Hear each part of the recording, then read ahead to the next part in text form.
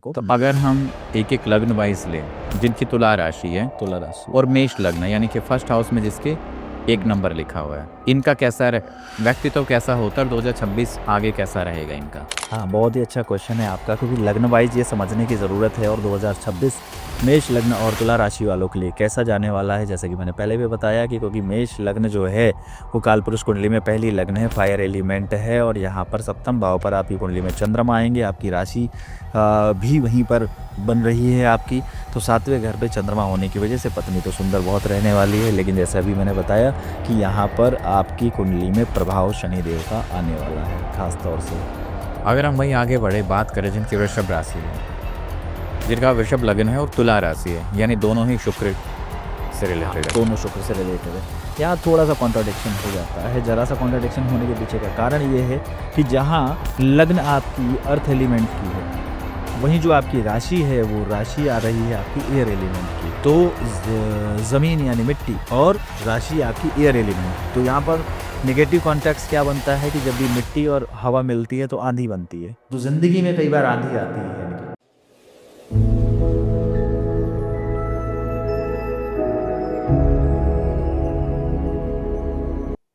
नमस्कार दोस्तों, मैं समस्त एक नई वीडियो में आपका स्वागत करता हूं। दोस्तों, आज का वीडियो बहुत इंपॉर्टेंट होने वाला है और आज जो हमने राशि कवर की है वो है तुला राशि। जैसे आपने देखा ना, तुला मतलब तराजू। कैसे होते हैं तुला राशि वाले लोग? क्या क्या इनके जीवन में कुछ ऐसी चीजें होती हैं जिससे अपने आप को ये तराश सकते हैं? कई बार देखा है ना कि ग्रह गोचर होते हैं तो वहां से कुछ समय ऐसा आता है जहां बदलाव जरूरी होते हैं, या फिर यूँ कहें कि कुछ ऐसी परेशानियाँ आती हैं तो उस परेशानी से हम कैसे निकल सकते हैं। आमतौर पर एक तुला राशि, तुला लग्न वाले का व्यक्तित्व कैसा होता है, और आज हम इस वीडियो में एकदम डिकोड करेंगे तुला राशि और सारे लग्न हैं, एक एक लग्न के हिसाब से तुला राशि के जो जातक होते हैं उनका जीवन कैसा होता है। बिल्कुल एकदम डिटेल में ये वीडियो होने वाली है, तो मैं चाहता हूँ कि सबसे पहले तो आप चैनल को सब्सक्राइब जरूर करें और इस वीडियो को अंत तक जरूर देखिएगा, क्योंकि ये वीडियो तुला राशि के ऊपर आपके ऐसे नयन चक्षु खोल देगी जिसे देखकर आप हैरान रह जाएंगे। तो मैं स्वागत करना चाहता हूं आचार्य अमित जी का, जिन्होंने अपने ज्योतिष के करियर में हजारों लोगों को कुंडली विश्लेषण के माध्यम से जीवन की नई दिशा दिखाई है। नमस्कार सर। नमस्कार। आज हम बात कर रहे हैं तुला राशि के बारे में। जी, बिल्कुल बिल्कुल कैसे होते हैं तुला राशि के जातक? बिल्कुल। और बहुत सही टॉपिक है, क्योंकि पिछले हमारे जो और भी वीडियोस गए हैं उसमें काफ़ी लोगों ने कमेंट किया था कि तुला राशि को लेकर कुछ विशेष, कुछ नया जानना चाहा लोगों ने। और कहीं ना कहीं तुला राशि एक ऐसी राशि है, अगर हम राशि चक्र में देखने जाएंगे तो वो 7वें नंबर पर आती है। ये दुनिया में 7 अजूबे हैं और ये भी 7वें नंबर पे है। ये थोड़ी सी अजूबी राशि है, क्योंकि अगर जब हम डिटेल में जाकर देखते हैं तो इसका जो स्वामित्व है वो शुक्र के पास है। शुक्र जो अपने आप में एक गुरु हैं, भले ही दैत्य गुरु शुक्राचार्य रिप्रेजेंट करते हैं और गुरु जैसे कभी कुछ गलत नहीं करते हैं। गुरु शुक्राचार्य को लेकर भी जहाँ तक ये बात कही जाती है कि वो एक ऐसे मेंटोर थे कि जब भी शिष्य को ज़रूरत हुई हमेशा वो खड़े हुए। भले ही उनके बच्चे मतलब दैत्य थे, गलत कामों में थे, लेकिन कभी भी उन्होंने साथ नहीं छोड़ा। असुरों के गुरु माने गए। असुरों के गुरु थे, असुरों का कभी साथ नहीं छोड़ा उन्होंने। और हमेशा जब भी ज़रूरत हुई तो हमेशा पहुँच गए। तो तुला लग्न या तुला राशि का जो स्वभाव होता है वो कुछ वैसा ही है। जब भी ज़रूरत है आपके लिए खड़े मिलेंगे। ये राशि इस तरीके की राशि है क्योंकि राशि चक्र में 7वें नंबर पर आती है और तत्वों के आधार पर, सिंबल के आधार पर, इसका सिंबल तराजू है। तराजू जीवन के उस एंगल को रिप्रेजेंट करता है कि जिंदगी एक बराबर तरीके से चलनी चाहिए। तराजू का अगर एक पलड़ा भारी है और एक पलड़ा आपका डाउन है, एक अप है, तो जिंदगी में उसी तरीके से बैलेंस नहीं रहता है। तो ये लोग जाने जाते हैं जिंदगी में बैलेंस करने के लिए। ये अपने पार्टनर के लिए बैलेंस करने के लिए जाने जाते हैं, ये समाज में बैलेंस करने के लिए जाने जाते हैं। ये एक अलग सोच लेकर आते हैं। तुला लग्न में अगर बात करेंगे तो बहुत बड़े बड़े लोग हुए हैं, जिसमें अगर आप देखेंगे तो हमारे जो देश के फादर ऑफ नेशन कहे जाते हैं महात्मा गांधी भी तुला लग्न के थे, और उन्होंने क्या किया समाज के लिए आज सब कोई जानता है। He is the father of nation. वो अपने आप में अलग थे, अलग सोच थी, एक लग्जीरियस लाइफस्टाइल में थे वो। मतलब कहने का क्या, तुला लग्न वाले एक लग्जीरियस लाइफस्टाइल को पसंद करते हैं। शुक्र की राशि है, इस शुक्र की राशि है, अच्छा खासा सूट बूट में एकदम बेहतरीन, विदेश में यूके से पढ़कर बैरिस्टर बनकर आए थे। उन्होंने देश के हालात को देखा, समझा, जाना, वापस से एक धोती में आ गए। वो एक धोती एक लंगोटी से उन्होंने पूरा देश को आज़ादी दिलाने में, और भी लोगों की भी मदद रही, लेकिन वो भी बढ़ चढ़कर नंबर 1 पर रहे। बड़े बड़े सत्याग्रह किए उन्होंने। तो आप इससे कंसर्न को समझ सकते हो। क्या समझ सकते हो कि तुला लग्न वाले जहां एक तरफ लग्जीरियस लाइफस्टाइल को भी पसंद करते हैं, तो जरूरत होने पर एक साधु फकीर की तरह भी जिंदगी गुजार सकते हैं। मैंने एग्जाम्पल इसीलिए महात्मा गांधी जी का लिया, और भी बहुत सारे लोग रहे हैं तुला लग्न के। क्योंकि तुला लग्न के अगर स्ट्रक्चर को देखोगे, आप एलिमेंट को देखोगे, तो एलिमेंट इसके पास एयर एलिमेंट है, वायु तत्व है तुला राशि के पास। तो वायु को किसी ने रोक नहीं पाया, हवा को कौन रोक पाया है आज तक। उसी प्रकार से ना इनके विचारों को कोई रोक सकता है, ना इनको कोई रोक सकता है। गांधी जी को भी अंग्रेज नहीं रोक पाए। एयर एलिमेंट के गुण इनके अंदर, एयर एलिमेंट के गुण इनके अंदर बहुत ज्यादा रहते हैं, और इसी वजह से इनको फायदा भी होता है और इसी वजह से इनको नुकसान भी होता है, क्योंकि इस वजह से इनके मूड स्विंग्स भी बहुत सारे होते हैं। क्योंकि जब तुला लग्न के स्ट्रक्चर को देखते हो आप, तो स्ट्रक्चर में अगर आप देखेंगे तो लग्न पे 7 नंबर लिखा हुआ है। आपकी कुंडली जब आप खोलेंगे, चंद्रमा अगर आपकी 7 नंबर राशि में बैठा है, जहां पर चंद्रमा बैठा है वहां 7 नंबर लिखा है, तो ये वीडियो आपके लिए होने वाला है। आपकी कुंडली जब आप ओपन करते हैं, पहले घर पर 7 नंबर गिनती लिखी है, तो ये वीडियो आपके लिए होने वाला है। क्योंकि इस वीडियो में लास्ट तक मैं एक ऐसे उपाय बताने वाला हूं जो आपके जीवन को निश्चित रूप से परिवर्तित कर देंगे। अब जब हम तुला लग्न को लेकर चलते हैं, तो देखते हैं कि सेकंड हाउस में वहां पर 8 नंबर गिनती आती है। 8 नंबर किसकी होती है? मंगल की होती है। इसलिए तुला लग्न वालों का जो स्वभाव होता है, कहीं ना कहीं वाणी से कई बार ये थोड़ा हार्ड हो जाते हैं, क्योंकि मंगल अपने आप में उग्र रूप के रूप में जाना जाता है। तो इसीलिए वाणी का स्वामी इनका मंगल होने की वजह से ये भाषा शैली में थोड़ी से टाइट हो जाते हैं। लेकिन जब हम इनकी कुंडली में और डिटेल में जाते हैं, तो थर्ड हाउस पे इनके गुरु की राशि आती है, जिस वजह से इनका जो पराक्रम है वो बड़ा ही कैलकुलेटिव होता है। किसी भी काम को करने के लिए गुरु का जो आदत होती है, गुरु की जो आदत होती है कि वो हर चीज को तथ्य प्रमाण आंकड़ों के आधार पर, नियम कानून तथ्यों के आधार पर करना पसंद करते हैं। इसलिए तुला लग्न वालों के अंदर ये क्वालिटी होती है। बात आती है जब इनको सुख किस चीज से मिलता है, तो सुख के लिए हम जब चौथे घर पे जाते हैं, तो तुला लग्न वालों के यहाँ पर सुख भाव पर 10 नंबर की गिनती आती है, शनि की गिनती आती है, और शनि सेवा भाव को रिप्रेजेंट करता है। इसलिए तुला लग्न वालों के अंदर सेवा भाव बहुत होता है। आपका कोई दोस्त, कोई मित्र, कोई रिश्तेदार, कोई ऐसा व्यक्ति है जो तुला लग्न का है, तुला राशि का है, आप देखोगे उसके अंदर सेवा की भावनाएं बहुत रहती है। इनबिल्ट मतलब जन्म से ही जन्म से रहते हैं, क्योंकि सुख भाव का स्वामी यहाँ शनि, और शनि हमेशा सेवा को दिखाता है। और सेवा not only for man and women, as well as for animals, birds, असहाय जितने भी लोग होते हैं, तुला लग्न वालों को सुकून मिलता है। आप तुला लग्न वाले हैं, आपको सुकून मिलता है जब आप डॉग्स की सेवा करते हो, जब आप किसी विकलांग दिव्यांग भाई लोग की सेवा करते हो, आपको सुकून मिलता है, क्योंकि सुख भाव का स्वामी शनि है यहाँ पर। जब बात आती है प्यार की, तो प्यार पर यहाँ पर कुंभ राशि आ जाती है पंचम भाव में इनके। इसीलिए ये कई बार दीवाने हो जाते हैं, क्योंकि कुंभ राशि दिखाती है बागी कही गई है कुंभ राशि, यानी ये समाज से हटकर लड़ जाने का, भिड़ जाने का भी मादा रखते हैं कि मुझे प्यार अपना पाना है तो पाना है। तो ऐसे लोगों की लव मैरिज के चांसेस काफी ज्यादा होते लव हैं। मैरिज के चांसेस काफी ज्यादा होते हैं यहाँ पर, क्योंकि आपकी पर्सनालिटी क्या कह रही है ये आपकी लग्न बताएगी, और लग्न के जो 12 घर हैं ये बताएंगे आपके जीवन का उद्देश्य क्या है। ये आपके 12 के 12 घर बताएंगे। उन 12 घरों में जो बैठे हुए 9 ग्रह हैं ये वो बताएंगे। इसके लिए एक एक चीज को डिकोड करना जरूरी है, क्योंकि जिस दिन जिंदगी में आपने ये समझ लिया, उस दिन आपको कोई हरा नहीं सकता। वहीं जब बात आती है आपकी कुंडली में छठवें घर पर, छठवें घर पे अगेन आपकी कुंडली में गुरु की राशि आ जाती है। तो छठवें घर पे जब गुरु की राशि आती है तो छठवां घर रोग ऋण शत्रु का होता है, और यहाँ पर गुरु की राशि बैठी हुई, ऊपर से मीन राशि बैठी है, राशि चक्र की अंतिम राशि बैठी है।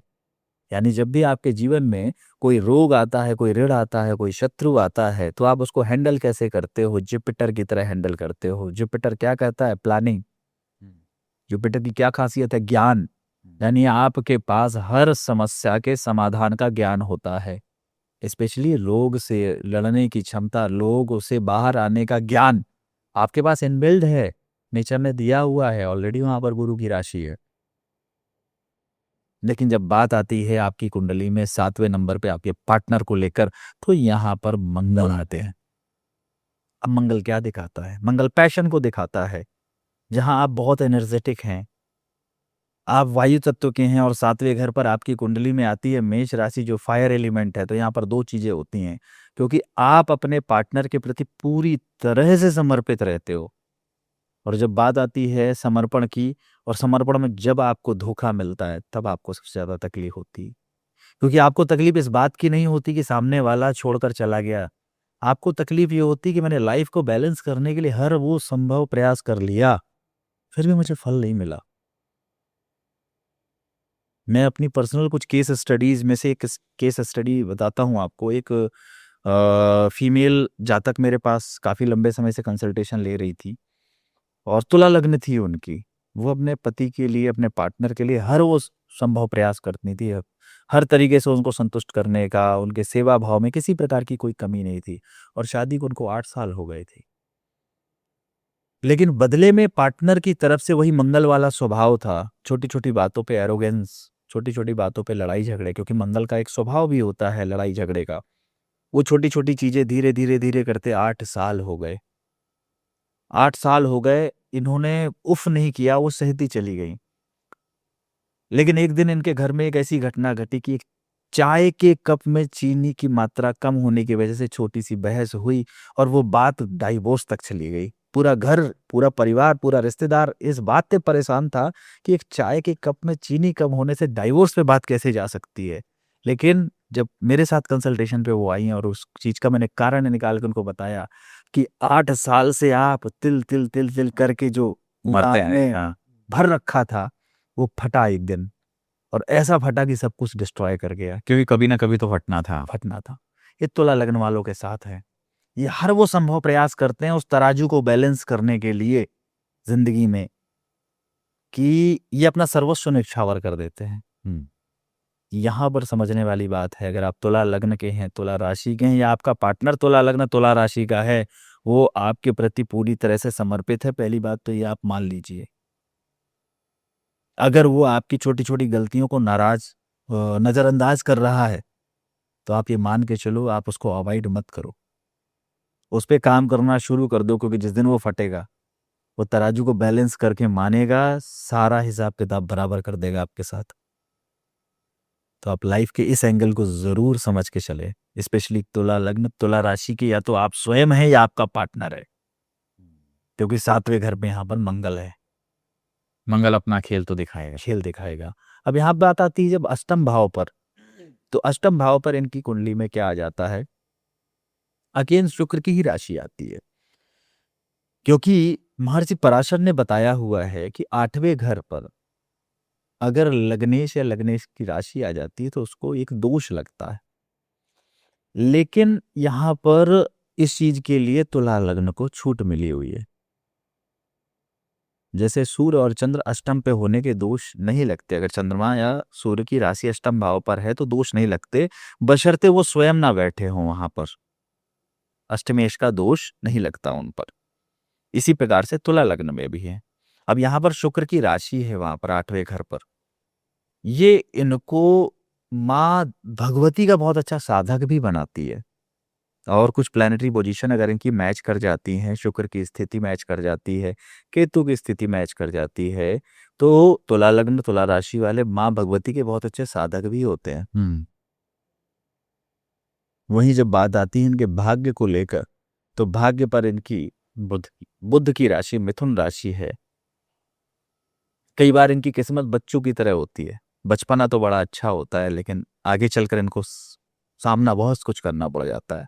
अगेन एग्जाम्पल महात्मा गांधी का उठा लेते हैं, तो बचपन उनका बड़ा ही लेविश लाइफ स्टाइल वाला रहा, लेकिन जवानी के साथ साथ जैसे जैसे वो आगे बढ़ते चले गए, जीवन में बहुत सारी कठिनाइयां उन्होंने देखी, देश के हालात को समझा, देश के हालात के लिए, देश के लिए उन्होंने काम किया, और अंत में जाकर उस लाइफ स्टाइल को छोड़कर वो एक धोती और एक लंगोटी में आ गए। लेकिन उन्होंने बदल के दिखा दिया सारी चीजों को। जब यहाँ पर कर्म की बात आती है, करियर की बात आती है, तो करियर में यहाँ पर इनके पास चंद्रमा की राशि आती है। इसीलिए इनसे कहा जाता है तुला लग्न वालों की या तो मूवमेंट वाली जॉब करो, या तो अपने काम में जहाँ आप मूवमेंट, कई बार ऐसे सेल्स की जॉब होती है जिसके अंदर फ्रीक्वेंट मूवमेंट रहता है, फ्रिक्वेंट मूवमेंट रहते हैं, तो आपके लिए बेहतर है, बिकॉज ऑफ आपका जो 10th हाउस लॉर्ड है वो चंद्रमा है यहाँ पर, और चंद्रमा दिखाता है मूवमेंट को। अगर आप मूवमेंट करते रहे, आपने काम की वजह से अगर कर सकते हैं दी बेस्ट है, काम की वजह से नहीं हो पा रहा है, क्योंकि कुंडली में आपका करियर किस फील्ड में बनेगा इसके लिए कई सारे सूत्र होते हैं, उसको समझने की ज़रूरत है। लेकिन यहाँ पर इंपॉर्टेंट तो ये हो जाता है कि दसम भाव का स्वामी क्या है आपकी कुंडली में, तो दसम भाव जो करियर को रिप्रेजेंट करता है, यहाँ पर स्वामी चंद्रमा, यानी चंद्रमा से जुड़ा हुआ काम करिए आप।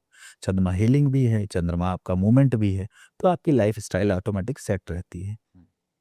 वही जब लाभ की बात आती है, सम्मान की बात आती है, तो सम्मान में क्यों नहीं पीछे रहते हैं, क्योंकि 11वां घर प्रसिद्धि का होता है। तुला लग्न तुला राशि वाले अगर बात करेंगे तो ये कभी भी गलत चीज बर्दाश्त नहीं कर पाते। जब बात इनके सम्मान पर आ जाती है तो ये एकदम से इनका रौद्र रूप सामने आ जाता है, क्योंकि प्रसिद्धि भाव का स्वामी इनकी कुंडली में कौन होता है? सूर्य होता है, और सूर्य न गलत करता है न गलत बर्दाश्त करता है। इसीलिए इनके स्वभाव में भी वही चीज होती है। और जीवन के अंत को लेकर अगर जहाँ बात चलते हैं, तो ये हमेशा एक खुश दिल रहना पसंद करते हैं, क्योंकि जब मोक्ष की बात आती है, व्यय की बात आती है, खर्च की बात आती है, तो अगेन 12वें घर पर बुद्ध की राशि मिलती है। आपको बुद्ध बच्चा है, और बच्चा खुश होता है छोटी छोटी चीज़ों से। तुला लग्न वालों को ना बहुत हाई फाई चीज़ें खुश तो करती हैं, ऐसा नहीं है कि लग्जरी चीज़ें खुश नहीं करती हैं, लेकिन वो छोटी छोटी चीज़ों से भी खुश हो जाते हैं। तो अगर आप तुला लग्न तुला राशि के हैं, तो इस तरीके से आप समझ सकते हैं कि आपके पार्टनर का या आपका व्यक्तित्व कैसा है, ये उसकी लग्न बता रही है। पर्सनैलिटी कैसे है वो लग्न से पता लगेगा। अब इसी को और हम डिटेल में जाएंगे तो वीडियो खैर बहुत लंबा हो जाएगा, लेकिन आप इसको मोटा मोटा ऐसा समझ सकते हो। इसी तरीके से आप 12 घरों को डिकोड करके आपके जीवन के उद्देश्य को भी समझ सकते हो कि आपके जीवन का उद्देश्य क्या है। क्योंकि तुला लग्न तुला राशि वालों ने पिछले लंबे समय से अगर देखा जाए, तो इनके साथ इनकी कुंडली में अगर राहु केतु की बात की जाए तो वो जिस भाव में गोचर कर रहे हैं, शनि की बात की जाए तो जिस भाव में गोचर कर रहे हैं, शनि महाराज इनकी कुंडली में ऑलरेडी 6वें घर पर गोचर कर रहे हैं, और बहुत कुछ बदलने वाला है इनके साथ। और वो क्या बदलाव आने वाले हैं आप ये समझ के चलो, क्योंकि आने वाली 27 जुलाई से 4 महीने के लिए लगभग 139 दिनों के लिए शनि महाराज वक्री होने जा रहे हैं। और शनि महाराज जब 4 महीने के लिए वक्री होंगे तो अपनी एक अलग ही रूप दिखाएंगे, क्योंकि शनि आप तुला लग्न तुला राशि वालों आपके लिए 6वें घर पर गोचर कर रहे हैं। 6वें घर के साथ साथ वक्री होने पर ये 5वें घर का भी प्रभाव देना शुरू कर देंगे।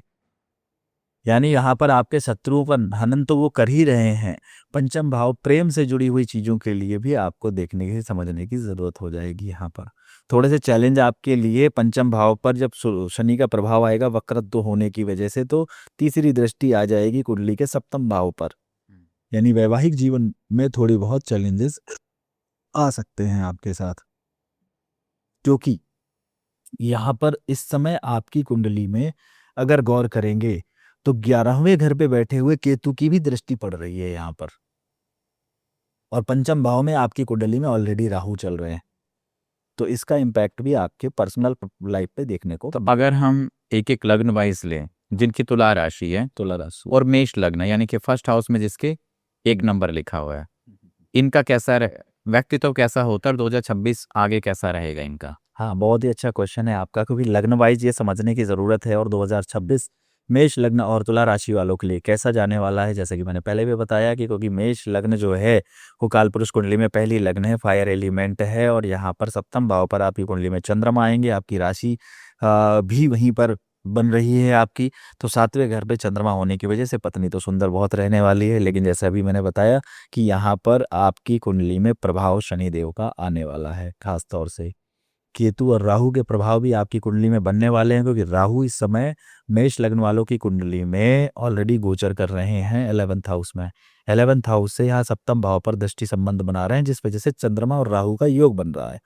अब इसका पॉजिटिव इम्पैक्ट ये है कि अगर आप विदेश या कोई लंबे ट्रैवल का प्लान कर रहे हैं, तो चंद्रमा और राहु की वजह से जो ग्रहण दोष आपकी कुंडली में लगा हुआ है, इसको आप एक फल के रूप में अच्छा रिजल्ट ले सकते हो। क्योंकि चंद्रमा राहु के साथ जब भी गोचर स्थिति में आता है, यही वो समय होता है जब आप विदेश जाना चाह रहे होते हो और उस समय आपको मिलता है विदेश जाने का मौका। अगर आपकी कुंडली में यहाँ पर शनि बैठे हुए हैं तो काम की वजह से आपको विदेश जाना पड़ सकता है। यहाँ पर अगर मंगल बैठे हुए हैं आपकी कुंडली में, तो मंगल भाई या पति है, उसकी वजह से विदेश जाना पड़ सकता है। मंगल मेडिसिन है, किसी मेडिसिन की वजह से आपको मेडिकल चीज़ की वजह से विदेश जाना पड़ सकता है। अगर यहाँ पर आपकी कुंडली में बुध बैठे हुए हैं तो बुध मतलब एजुकेशन, यानी एजुकेशन की वजह से आपको विदेश जाना पड़ सकता है। अगर सूर्य यहाँ पर बैठे हुए हैं तो सूर्य की वजह से आप जब जाओगे विदेश, किस वजह से? सम्मान प्राप्त करने के लिए, कोई अवार्ड वगैरह लेने के लिए विदेश जाना हो सकता है। क्योंकि सूर्य पर जब भी राहु का कनेक्शन आएगा, चंद्रमा के साथ राहु का कनेक्शन आएगा, चंद्रमा राहु विदेश का योग बनाएगा और सूर्य सम्मान है, यानी आप कोई अवार्ड लेने जा सकते हो। जाएंगे। हाँ, इस तरीके से अलग अलग ग्रहों से रिलेटेड आप विदेश क्यों जाएंगे, आप इस चीज को आप डिकोड कर सकते हो। वैसे 2026 कैसा रहेगा इनका आगे? 2026 इनके लिए ओवरऑल बहुत ही अच्छा जाने वाला है, क्योंकि कुछ चीजें इनके साथ ऐसी होने वाली हैं या अभी हो चुकी हैं। जो गुरु का गोचर परिवर्तन अभी हुआ है इनकी कुंडली में, क्योंकि कुंडली में करियर हाउस में गुरु गए हैं, यहाँ से काम में कुछ नए परिवर्तन के योग बनेंगे। वैसे भी अभी आने वाले समय में 2026 में जब 1 नवंबर को गुरु अतिचारी होकर सिंह राशि में जाएंगे कुछ समय के लिए, तो उस समय इनके लाभ भाव को एक्टिवेट कर देंगे, तो अचानक से प्राप्ति के योग इनके बढ़ जाएंगे। यहाँ से सप्तम भाव में पर्सनल लाइफ को अच्छा करना शुरू कर देंगे। यहाँ से गुरु 3rd हाउस पे दृष्टि डालेंगे। भाई बहन के जीवन में अगर कोई परेशानियां, दुख तकलीफ, समस्याएं चल रही हैं, तो वो आपकी ठीक होना शुरू हो जाएंगी। लाभ की गति वहां से बनना शुरू हो जाएगी उनके जीवन में।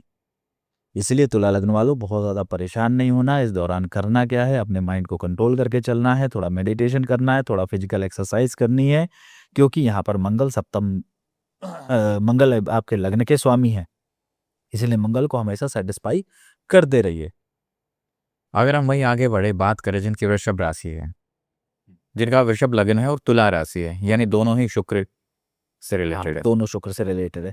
यहाँ थोड़ा सा कॉन्ट्राडिक्शन हो जाता है। जरा सा कॉन्ट्राडिक्शन होने के पीछे का कारण ये है कि जहाँ लग्न आपकी अर्थ एलिमेंट की है, वहीं जो आपकी राशि है वो राशि आ रही है आपकी एयर एलिमेंट की। तो जमीन यानी मिट्टी और राशि आपकी एयर एलिमेंट। तो यहाँ पर नेगेटिव कॉन्टेक्स्ट क्या बनता है कि जब भी मिट्टी और हवा मिलती है तो आंधी बनती है। तो जिंदगी में कई बार आंधी आती है इनके। अब वो आंधी या तो सामने वाला जो व्यक्ति नुकसान करने वाला है उसको उड़ा कर ले जाती है, या फिर आपके ही कुछ ऐसे कर्म हो जाते हैं जिसकी वजह से आप अपनी जिंदगी में आंधी ले आते हो और आप खुद अपने आप को डिस्ट्रॉय कर लेते हो। तो यहां पर आपको समझने की जरूरत है कि आप कर क्या रहे हो। जहां वृषभ लग्न की बात की जाए तो वृषभ लग्न में ऑलरेडी केतु महाराज ने आपके परिवार पर संकट की स्थितियां बनाई हुई हैं। हॉस्पिटल को लेकर चीजें आपकी थोड़ी सी बची हुई थी, बिकॉज क्योंकि आपकी कुंडली में गुरु महाराज कुछ स्थिति में आपको बचा रहे थे कुछ स्थितियों में। लेकिन अब गुरु ने भी ट्रैवल कर लिया है। गुरु पहुंच चुके हैं आपकी कुंडली के 2nd हाउस को छोड़कर। वृषभ लग्न वालों आ गए हैं 3rd हाउस में। 3rd हाउस से आपके 7th को एक्टिवेट कर दिए हैं, 3rd हाउस से आपके 11th को एक्टिवेट कर दिए हैं। तो 11th हाउस को जब एक्टिवेट करके गुरु आपको कहना क्या चाह रहे हैं? गुरु आपको यही कहना चाह रहे हैं कि 11th हाउस आपके मान सम्मान प्रसिद्धि का होता है, आपके सोशल सर्कल का होता है, आपके दोस्तों का होता है। तो यही वो समय है जिस दौरान आप अपने किसी सोशल दोस्त की मदद से या कोई सोशल वर्कर की मदद से आप अपने जीवन में कुछ नए बदलाव ला सकते हो। 11वें घर पे गुरु की दृष्टि है, यानी आपके बड़े भाई बहन की बात मानना इस समय आपके लिए सही है। अगर वो कुछ आपको समझा रहे हैं, बता रहे हैं, तो उनकी बात को एक बार सुनिए, मनन करिए, अध्ययन करिए, समझिए और उसके बाद उस पर अमल करके आगे बढ़िए। निश्चित रूप से आपको लाभ मिलेगा। यही आपके लिए उपाय भी है 2026 में आगे जो बचे हुए समय में सक्सेस होने का। वहीं अगर हम बात करें जिनका मिथुन लग्न है और तुला राशि है। मिथुन लग्न और तुला राशि, मिथुन लग्न पे जब बात आती है तो मिथुन लग्न यहाँ पर आपकी ऑलरेडी एयर एलिमेंट की है, और तुला राशि की जब बात करते हैं ये भी एयर एलिमेंट है। इनका कॉम्बिनेशन वैसे काफ़ी अच्छा मान लिया जाता है, क्योंकि इस जो लग्न का स्वामी है वो बुध है और राशि का स्वामी है वो शुक्र है आपका। तो बुध और शुक्र का अच्छा मित्रवत संबंध है, और इस मित्रवत संबंध की वजह से आपको कई सारी चीज़ों में इनका जो दिल दिमाग मस्तिष्क एक ही दिशा में काम करता हुआ मिलेगा। क्योंकि कई बार जब हमारी राशि और कुंडली के आधार पर हमारी लग्न हाँ। आपस में दोनों एक दूसरे को फेवरेबल हो जाती हैं, तो व्यक्ति को जीवन में डिसीजन लेने में आसानी हो जाती है, फोकस्ड रहता है, वो फोकस हो जाता है, क्लैरिटी आ जाती है। क्लियरिटी आ जाती है।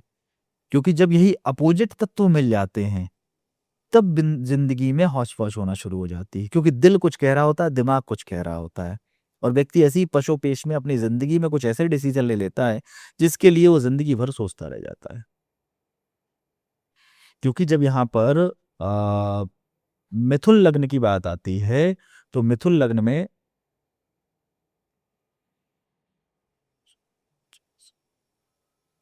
पंचम भाव पर यहाँ पर आएगी तुला राशि। हाँ, तुला राशि पंचम भाव पर आएगी, चंद्रमा यहाँ पंचम भाव पर रहेगा। तो जब पंचम भाव पर चंद्रमा रहेगा तो देखने को क्या मिलेगा? व्यक्ति का जो शिक्षा है वो कई बार डिस्टर्ब हो जाती है, क्योंकि जब भी चंद्रमा पंचम भाव पर आता है ऑलरेडी कालपुरुष की कुंडली में ये सूर्य का घर है, और यहाँ पर चंद्रमा यानी वाटर एलिमेंट जब आ जाता है तो व्यक्ति के साथ जो पढ़ाई करता है, जिस चीज की वो पढ़ाई करता है, कई बार वो पढ़ाई उसके काम ही नहीं आती है, क्योंकि चंद्रमा वहां पर रॉन्ग प्लेसमेंट में पहुंच जाता है। कुछ चीजों के लिए बेहतर होता है, माता के लिए बढ़िया होता है, क्योंकि चंद्रमा अपने से सेकंड हाउस पे चला गया, तो माता यहाँ पर पैसे वाली होती है, माता के पास पैसा होता है। लेकिन यहाँ पर तकलीफ कहाँ पर आती है? स्पेशली पढ़ाई को लेकर, स्पेशली फीमेल्स में ये देखा गया है कि पंचम भाव पर चंद्रमा होने पर संतान को लेकर थोड़ी सी दिक्कतें आ जाती हैं, या संतान प्रीमेच्योर चाइल्ड हो जाती है, क्योंकि चंद्रमा बहुत जल्दी जल्दी मूवमेंट करता है, और पंचम भाव जो होता है वो संतान का होता है। वहां पे जब चंद्रमा अवेलेबल हो जाएगा तो कहीं ना कहीं संतान को लेकर थोड़ा जल्दबाजी कर देगा। तो अगर गुरु की स्थिति सही नहीं है, बुध की स्थिति और भी प्लैनेट सूर्य शुक्र की स्थिति गड़बड़ है, तो यहाँ पर ये चीज देखने को मिल जाती है। वहीं अगर हम बात करें जिनका कर्क लग्न है और तुला राशि है, हाँ, यानी चंद्रमा का लग्न है और तुला राशि है। अब कर्क लग्न वालों के साथ क्या होता है कि कर्क लग्न ऑलरेडी वाटर एलिमेंट है, और वाटर एलिमेंट के साथ साथ यहाँ पर चंद्रमा आ जाता है सीधे सीधे आपके चौथे में। हाँ, जब चौथे घर पे चंद्रमा आ जाता है तो वैसे भी ये चंद्रमा का अपना खुद का स्थान है।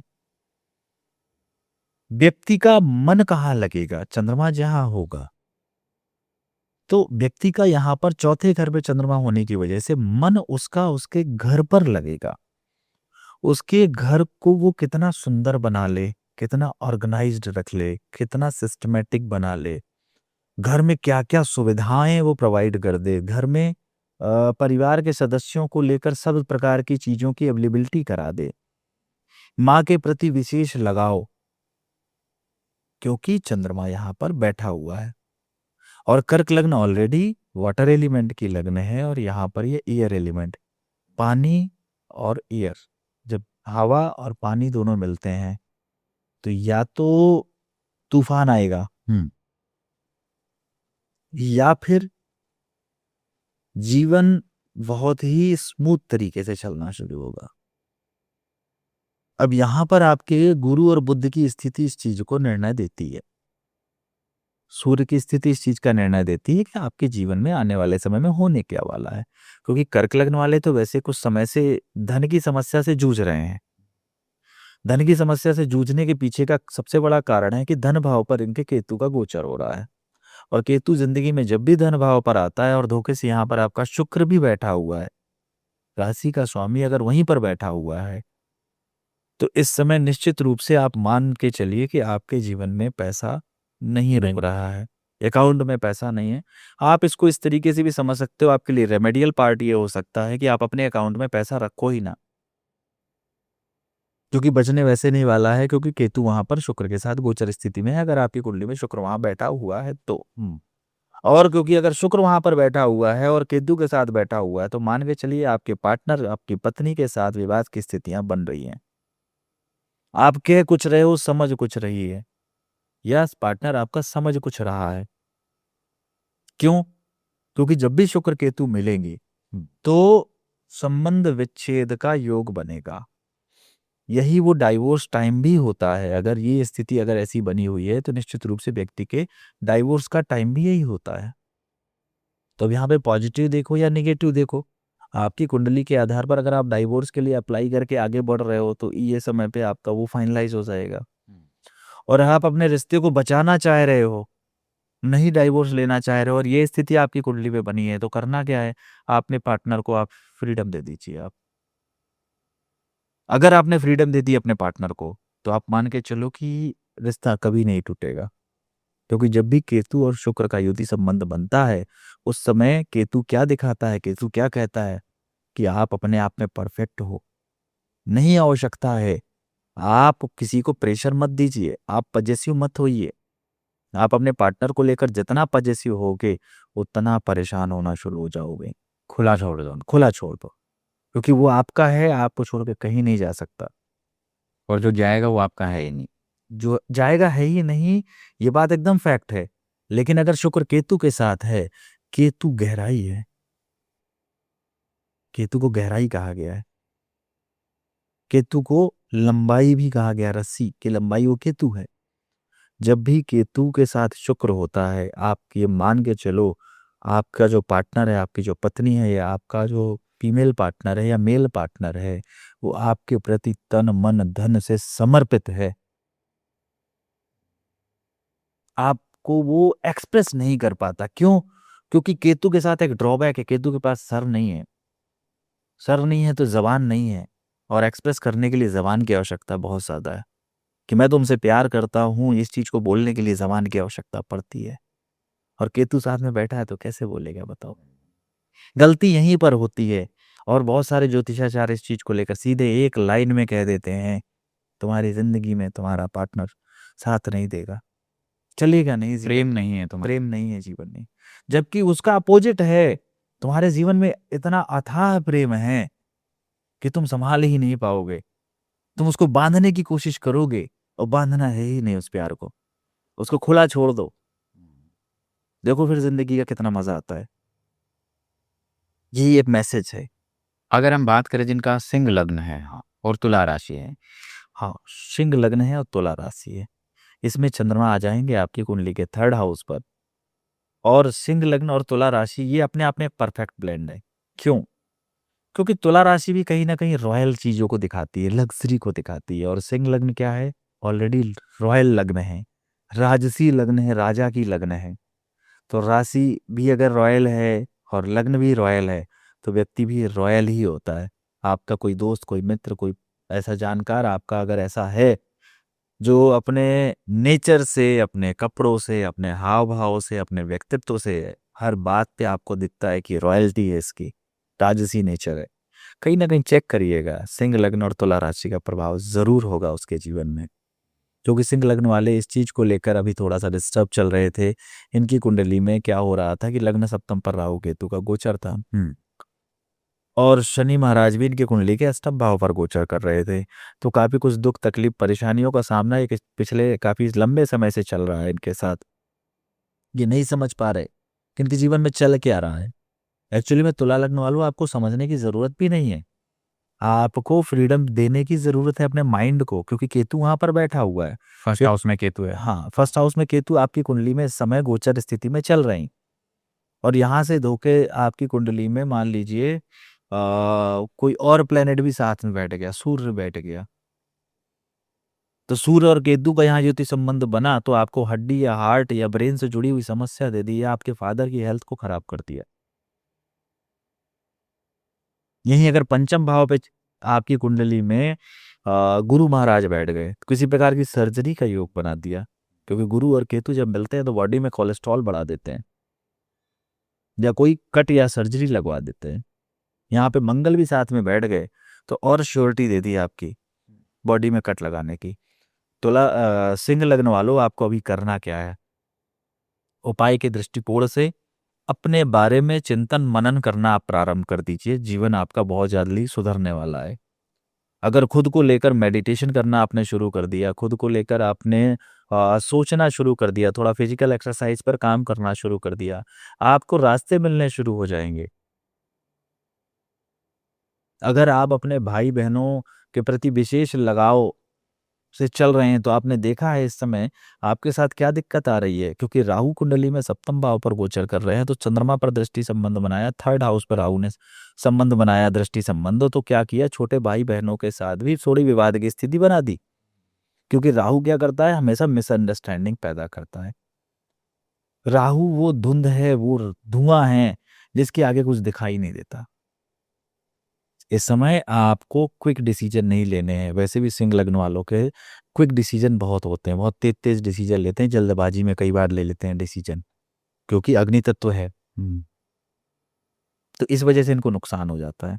इसलिए सलाह है आपको सिर्फ इतनी है कि आप अपने आप को थोड़ा सा धीरज रखें, सूर्य को जल अर्पित करें, आप रास्ते मिलने शुरू हो जाएंगे। और सूर्य को जल कब अर्पित करना है आपको? सूर्योदय के समय करना है, जिस समय सूर्य पर लालिमा दिख रही होती है, जब सूर्य की रश्मियां उसके साथ होती हैं, एक्चुअल में रश्मि को जल अर्पित किया जाता है। बहुत सारे लोग गलती क्या करते हैं, सूर्य को जल देने का सही तरीका मैं इस पॉडकास्ट में आपको बताता हूँ 1 मिनट में। जब भी सूर्य को जल दिया जाता है, सूर्योदय के समय दिया जाता है हमेशा। ज्यादा से ज्यादा सूर्योदय से 1 घंटे 15 मिनट के अंदर आप दे दीजिए। अरुणोदय काल में आप दे दीजिए सूर्य को जल। जिस समय लालिमा रहती है वो सबसे बेस्ट टाइम होता है, क्योंकि उसके बाद धीरे धीरे जो सूर्य होता है वो मंगल में तब्दील हो जाता है, आग का गोला बन जाता है। और बहुत सारे लोग जब 8 बजे 9 बजे 10 बजे 11 बजे सूर्य को जल अर्पित करते हैं, तो सूर्य को जल नहीं देते हैं, वो मंगल को जल अर्पित कर रहे होते हैं। और मंगल को जल जब व्यक्ति अर्पित करता है, तो मंगल हमारे काम का इम्प्लीमेंटेशन है। हम अपने काम की इम्प्लीमेंटेशन में ही जल डालना शुरू कर देते हैं, फिर कहते हैं प्रभु हमारा कोई काम नहीं हो रहा। कैसे काम होगा? आप अपने मंगल को ही ठंडा करके चले आए। इसीलिए अगर जल देना है तो आप सूर्योदय के समय जल दीजिए, अन्यथा की दृष्टि में मत दीजिए। भ्रमित मत होइए। ज्योतिषीय उपाय वैसे भी सिंबॉलिक होते हैं, क्योंकि आप जाके सूर्य को जल नहीं दे दोगे, आप सिंबल रूप में देते हो। जो हमारे अंदर सूक्ष्म शरीर है, हमारे सातों चक्र हैं, जिस समय हम सूर्य को जल अर्पित करते हैं, बहुत सारे लोग आंख बंद कर लेते हैं, जबकि जब सूर्य में जल की धार गिराई जाती है, उस धार से सूर्य को विजुलाइज किया, देखा जाता है खुली आंखों से। वो सही तरीका है। जब सूर्य को जल अर्पित करते हैं तो अंगूठा टच नहीं होना चाहिए, तांबे के लोटे का प्रयोग करना चाहिए। दूसरी चीज, अगर महिलाएं इसको जल अर्पित करती हैं, तो यहाँ तक शास्त्रों में विधान लिखा हुआ है कि महिलाओं के लिए तांबे का लोटा भी नहीं माना जाता, उनके लिए कांसे के लोटे का प्रयोग करना चाहिए, जब तक वो अपने मेंसेस साइकिल पीरियड में होती हैं। तो इस तरीके से उपाय अगर करना आप चाह भी रहे हैं, सही दृष्टिगत तरीकों से करिए, आप तभी रिजल्ट मिलता है। तभी रिजल्ट हाँ। मिलता है। क्योंकि बहुत सारे लोग मेरे पास आते हैं जब कंसल्टेशन के लिए, तो ये बात जरूर आती है कि मैं तो सालों से सूर्य को जल अर्पित कर रहा हूँ। मैं तो चैलेंज के साथ कह देता हूँ, आप साल में सिर्फ 43 दिन सूर्य को जल अर्पित करिए और विधि के आधार पर करिए, आपके हेल्थ में सुधार होगा, आपका मान सम्मान बढ़ेगा, चेहरे पे एक अलग तेज, अलग आपकी एक लाइट होगी। गलत चीजें, बदनामी के योग आपके साथ चल रहे हैं, आप सूर्य को स्ट्रॉन्ग करना शुरू करिए। आप गवर्नमेंट जॉब की तैयारी कर रहे हैं, गवर्नमेंट जॉब नहीं लग रही है, आप सूर्य को स्ट्रॉन्ग करना शुरू तो करिए। अगर कुंडली में योग है, थोड़ा बहुत भी योग है, और आपने ये उपाय करना शुरू कर दिया, 3 बार आप आदित्य हृदय स्रोत का पाठ करें और 43 दिन तक सूर्य को जल अर्पित करें, उस दौरान आपका एग्जाम पढ़ रहा है, निश्चित रूप से आप के द्वारा दिए गए पिछले एग्जाम और इस एग्जाम में जमीन आसमान का फर्क आपको देखने को मिलेगा। आप करके तो देखें। क्योंकि बात यहाँ सिंह लग्न की चली थी, इसलिए टॉपिक थोड़ा सा सूर्य की तरफ चला गया। क्योंकि गलतियां कहाँ होती हैं? हम उस गलती से सीखना ही नहीं चाह रहे हैं। भाई तुला लग्न या तुला राशि लग्न के साथ मिलकर हमें मैसेज क्या दे रही है, ये समझना बहुत जरूरी है। क्योंकि मन और आत्मा, आपकी मन कहाँ चला गया, आपका थर्ड हाउस में, तुला लग्न, वो सिंह लग्न वालों, थर्ड हाउस में मन बैठा हुआ है। थर्ड हाउस कम्युनिकेशन का है, थर्ड हाउस छोटे भाई बहन का है। आपका मदरली नेचर वहां पर लगेगा, आप कम्युनिकेट करना चाहोगे, और उसी कम्युनिकेशन में आपको गलतियां हो रही हैं, आपको सम्मान नहीं मिल रहा, आपकी चीजें नहीं बन रही हैं। कारण कहीं ना कहीं और ग्रह भी जिम्मेदार हो सकते हैं। वो तो जब हम इन डेप्थ एनालिसिस करते हैं, इन डेप्थ तब एनालिसिस पता करेंगे, लगता है। तब इसको बहुत डिटेल में समझा जा सकता है। हाँ, अगर हम आगे बढ़े, जिनका कन्या लग्न है और तुला राशि है, हाँ, कन्या लग्न है और तुला राशि, यानी फर्स्ट हाउस में 6 नंबर है, तो तुला राशि यहाँ पे सेकंड हाउस में आ हाउस में जाती है। है। अब जब सेकंड हाउस में चंद्रमा यहाँ पर आ जाता है तो वही बात आती है, कालपुरुष की कुंडली में ये उच्च का हो जाता है, और यहाँ पर एक अच्छा कॉम्बिनेशन है। क्योंकि वैसे अगर देखने जाओगे आप तो कन्या लग्न में, कन्या लग्न में चंद्रमा किस भाव का स्वामी है, लाभ भाव का, सेकंड हाउस, हाँ लाभ भाव का स्वामी है चंद्रमा, 11वें घर का स्वामी है। हाँ, ठीक है, बैठा कहाँ पर है, धन भाव। धन भाव में बैठा है। अब जब लाभ भाव का स्वामी धन भाव पर बैठा हुआ है, यानी जीवन में आपको धन को लेकर दिक्कत नहीं होगी, कोई ना कोई रास्ते आपके खुलते चले जाएंगे जहां से आपके पास पैसा आता चला जाएगा। ये अपने आप में एक बहुत अच्छा राजयोग भी कहा गया है, क्योंकि ज्योतिष में तो बहुत सारे राजयोग बताए गए हैं। कुछ राजयोग कंडीशनल बेसिस पर बनते हैं, ये कंडीशनल बेसिस पर बना हुआ राजयोग है कि लाभ भाव का स्वामी धन भाव पर बैठा हुआ है। और ये इनकी नेचर में क्या बनाता है, वैसे भी कन्या लग्न वाले लोग वैसे भी बहुत ही कैलकुलेटेड होते हैं, बहुत ही एनालिटिकल होते हैं, हर समस्या का समाधान इनके पास होता है, ये प्रैक्टिकल तरीके के अप्रोच में आगे बढ़ते हैं। लेकिन यहाँ पर इनकी बुद्धि भाव, सेकंड हाउस क्योंकि बुद्धि भाव भी है, बुद्धि भाव पर चंद्रमा बैठा हुआ है, तो कई बार ये बच्चों जैसा भी इम्पैक्ट डाल देते हैं। फिर चंद्रमा क्या करता है, वाणी को थोड़ा सा फास्ट कर देता है। अब वाणी को फास्ट कर देने का मतलब क्या होता है कि व्यक्ति अपनी ही बात को मनवाता है, हंसी मजाक ये सब चीजें बहुत ज्यादा करता है। इसकी वजह से छोटा सा एक नुकसान भी होता है। नुकसान क्या होता है कि चंद्रमा अगर धन भाव पे बैठा हुआ है तो चंद्रमा स्टेबल नहीं है, इसलिए ऐसे व्यक्ति की इनकम स्टेबल नहीं होती है। अब आपकी इनकम स्टेबल नहीं हो रही तो आप परेशान नहीं होना है, स्टेबल जब होगी जब चंद्रमा को सेटिस्फाई कर लोगे। चंद्रमा कैसे सेटिस्फाई होता है, चंद्रमा वाटर एलिमेंट है, चंद्रमा मदर है, यानी माँ की सेवा करो, वाटर एलिमेंट, वाटर से कनेक्ट करो, पानी की मात्रा अधिक रखो अपनी बॉडी में, क्योंकि बॉडी में 72% पानी है। वहीं अगर बात की जाए वाटर प्लेसेस की, तो नदी, झरना, पहाड़, समंदर, नेचुरल प्लेसेस पर विजिट करो।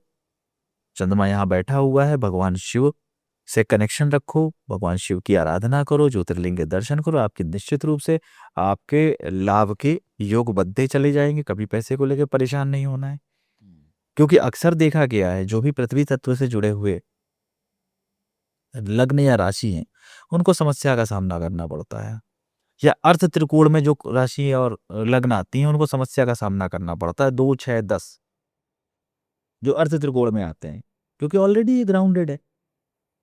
और जमीन से जुड़कर चलने की वजह से कई बार क्या होता है कि जो हमसे ऊपर चल रहा होता है व्यक्ति, तो जमीन में जो लोग रहते हैं उनको दबाने की कोशिश करता है, तो इस वजह से इनके जीवन में परेशानियां आती है।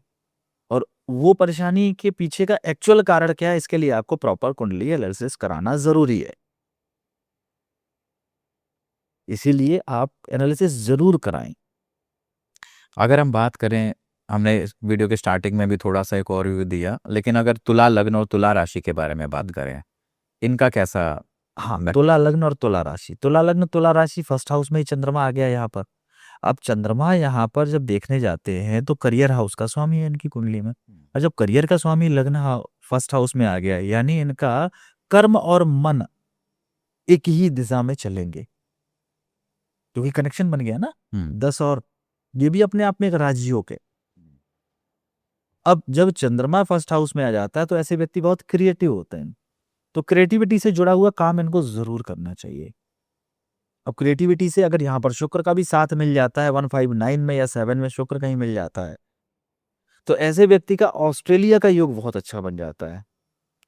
ऑस्ट्रेलिया, सिर्फ ऑस्ट्रेलिया ही क्यों, बाहर कहीं और भी जा सकते? हाँ, और भी जगह जाया जा सकता है, लेकिन जैसे शुक्र चंद्र की युति संबंध बन जाता है, तो ऐसे लोगों का ऑस्ट्रेलिया का संबंध बहुत सुंदर बनता है।